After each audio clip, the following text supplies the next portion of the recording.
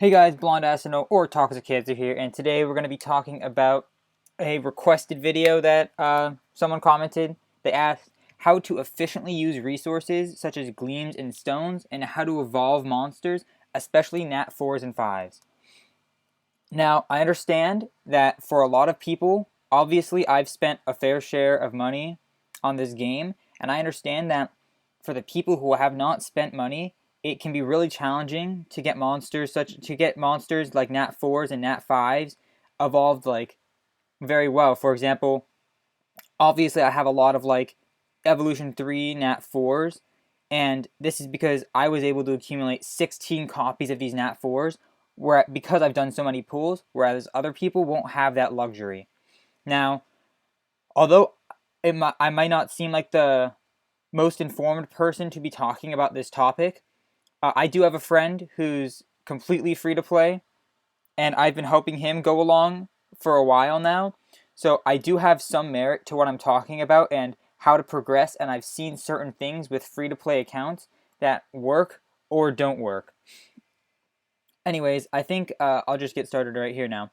So basically, I would say to start off with the Gleams topic and evolving Nat 4s and Nat 5s, I think what the guy was talking about was what to gleam, when to gleam, what should the priorities be.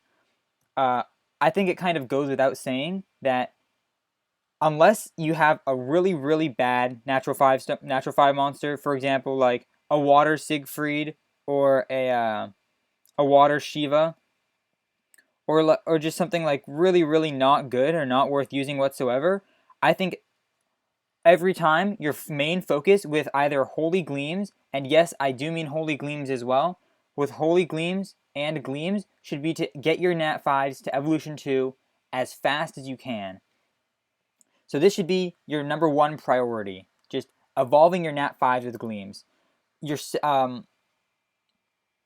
Now, I don't expect any free to play players or kind of like very guppy, I guess you'd call them players. If you call whales like someone who spends a lot of money, guppies would be someone who spends not that much money.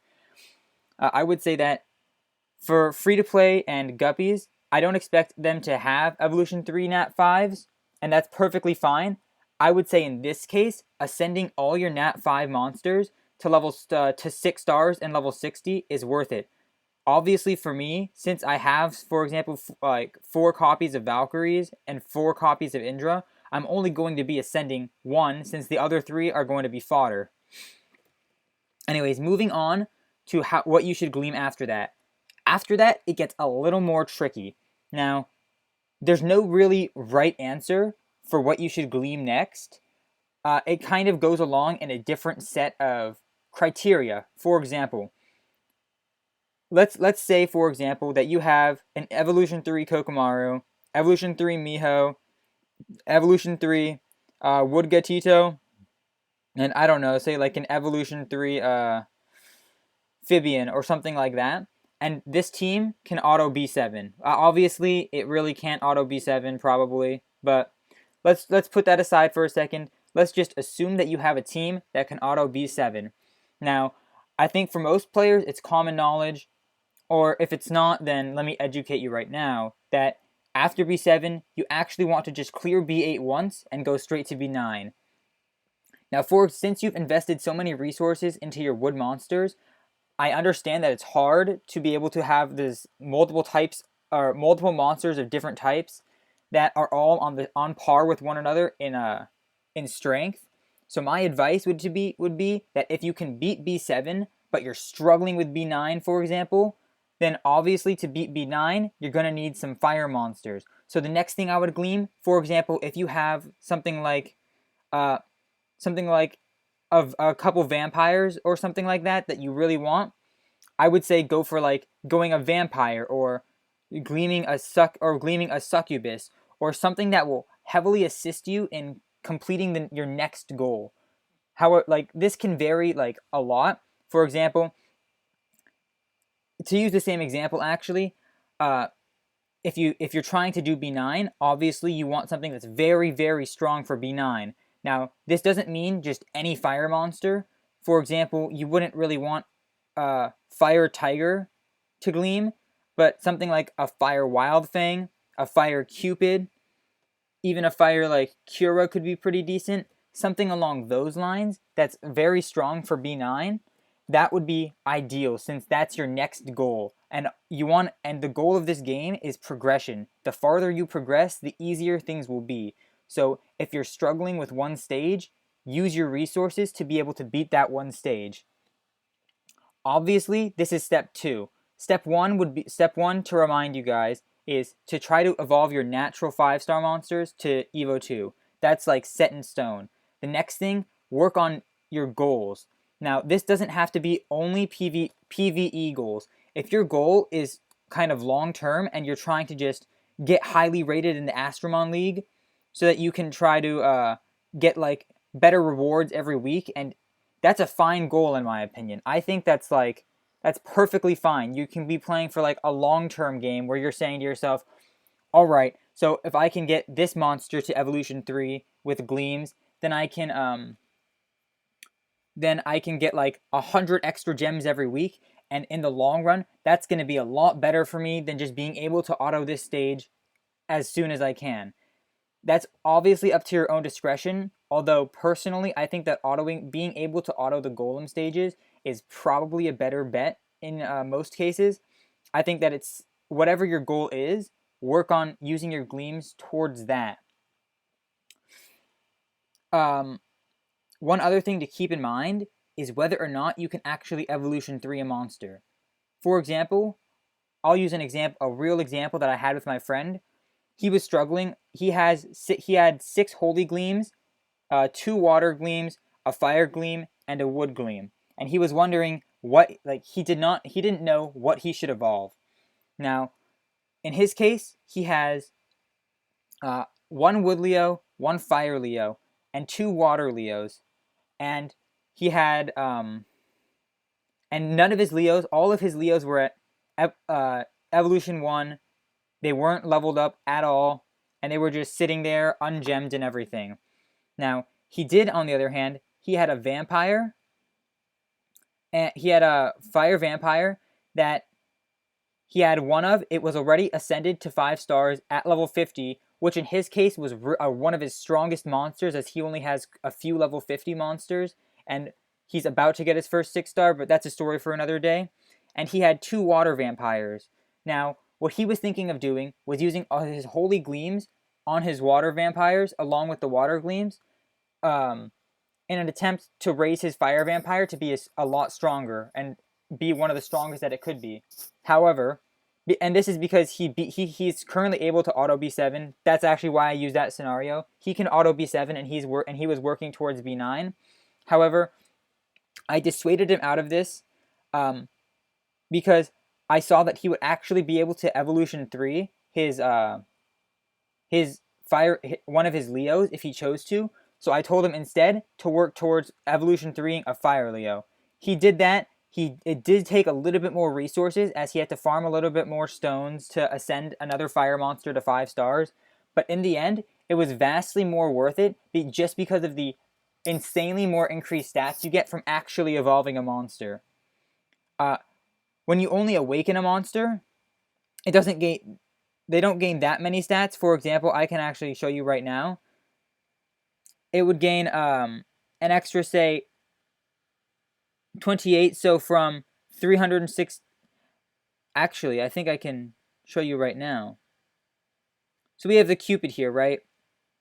It has 1223 attack, 1118 defense, and 1734 recovery as a base. And that's with 2 awakens on it. Now, if we can check right here. Da-na-na. I'm really liking this new Astro Guide thing. Now, where's the Cupid? Oh, there it is. Now we can check right here. Its base stats are 15,000 HP, 1100 attack, and 1000 defense. 15, 11, and 10. Now let's check it right here. 16, almost 17, 12, and 11. That's barely an increase. However, if we go back to here, and we go here, look at that. That's like 14, that's 19, 14, and nearly 13 plus 2k. That's an insane difference from 2 awakens to 3 awakens in an evolution. It it's just the stats that you get make it vastly more worth if you can actually evolve the unit. And that's one more thing to keep in mind. The third way I would use gleams is, and this is this personally for me is kind of a big no-no, but event monsters is the only other thing I would use gleams on.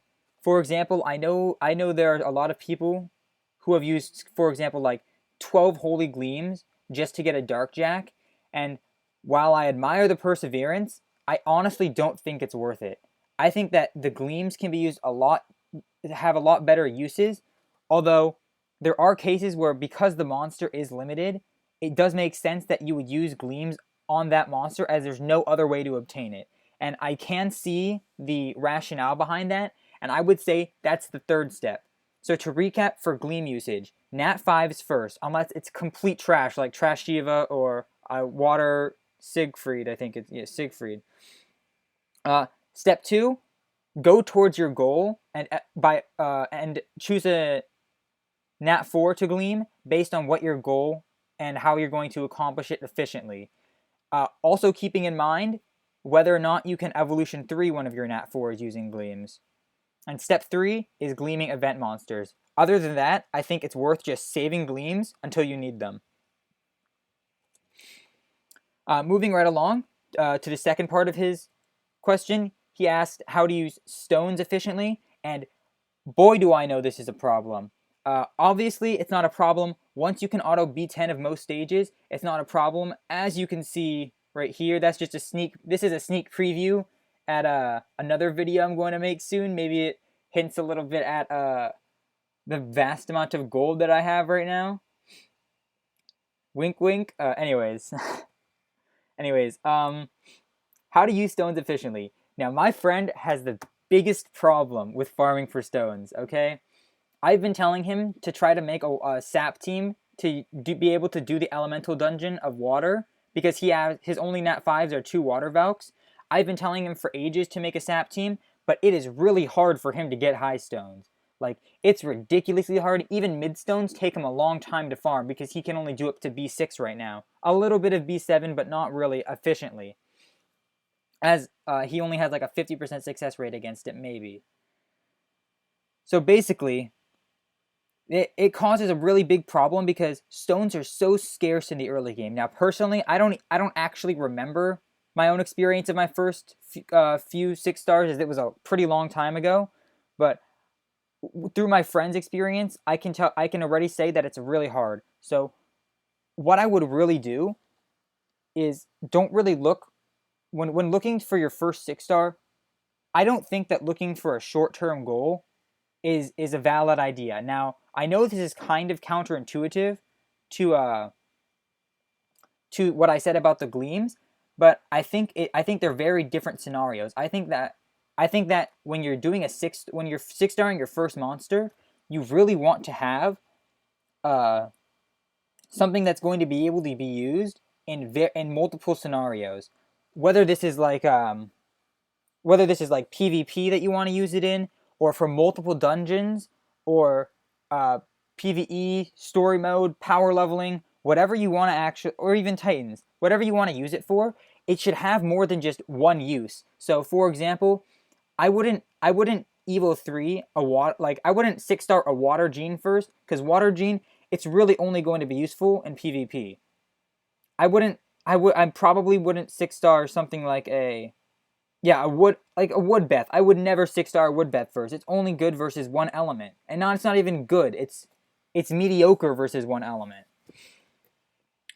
But yeah, I think that's extremely important when choosing your first unit.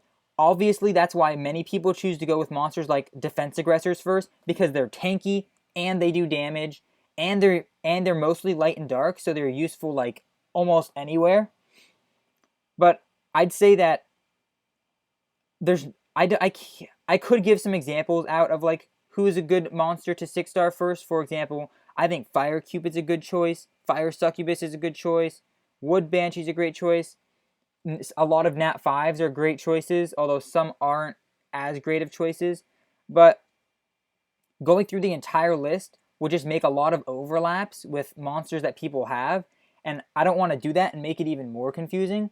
So what I'll say is, in this video, just in this video, in the comments below, if you're one of those people struggling with like what monster to 6-star, I would just like you to comment your like monster box below if you'd like my advice. Comment your monster box and like what you're able to do so far, and what you're able to, and what your like goal is to accomplish, and I'll try to help you guys out if I can.